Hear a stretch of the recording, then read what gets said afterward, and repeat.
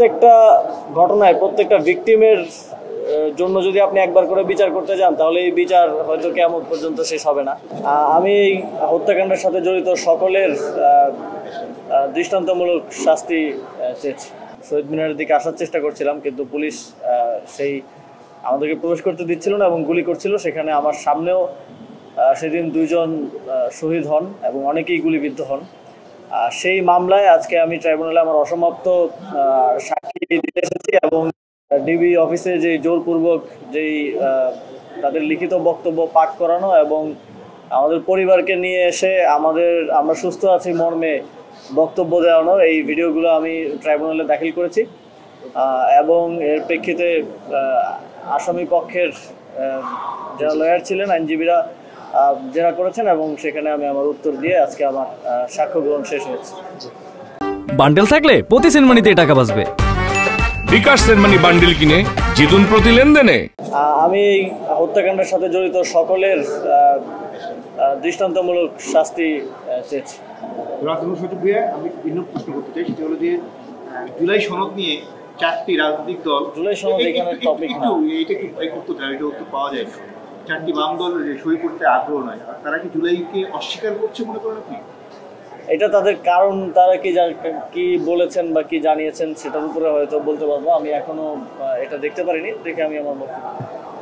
Mister adviser, chief prosecutor আজকে বলেছেন যে শেখ হাসিনার যেই অপরাধের যেই মাত্রা এবং 1400 জনকে হত্যা করেছেন তার 1400 বার মৃত্যুদণ্ড হওয়া উচিত, এরকম একটা তিনি আদালতেও বলেছেন, পরে এসব ব্যাখ্যা দিয়েছেন। এই অপরাধের মাত্রায় আসলে আপনারা চিফ প্রসিকিউটরের সাথে একমত কিনা? আপনারা তো আন্দোলনের সাথে একেবারে ওতপ্রোতভাবে জড়িত ছিলেন।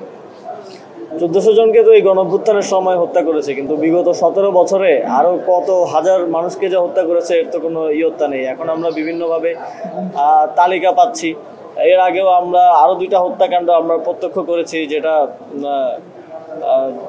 বিডিআর হত্যাকাণ্ড এবং পরবর্তীতে যে শাপলা চত্বর হত্যাকাণ্ড, এবং শত শত মানুষকে গুম করে হত্যা করা হয়েছে, অনেককে আর ফিরে পাওয়া যায় নাই। আমরা আয়নাঘর প্রত্যক্ষ করেছি। সুতরাং এই প্রত্যেকটা ঘটনায় প্রত্যেকটা ভিকটিমের জন্য যদি আপনি একবার করে বিচার করতে যান তাহলে এই বিচার হয়তো কিয়ামত পর্যন্ত শেষ হবে না। বান্ডেল থাকলে প্রতি সেনমানিতে টাকা বাঁচবে। বিকাশ সেনমানি বান্ডেল কিনে জিতুন প্রতি লেনদেনে। তো আমরা এই সকল ভিকটিমদের পক্ষ থেকে আমরা এই মিসডিডগুলো যে শেখ হাসিনা এবং যারা এর সাথে আরও যারা জড়িত ছিলেন সকলের দৃষ্টান্তমূলক শাস্তি চেয়েছি এবং আশা করি এই দৃষ্টান্তমূলক শাস্তি নিশ্চিত হবে।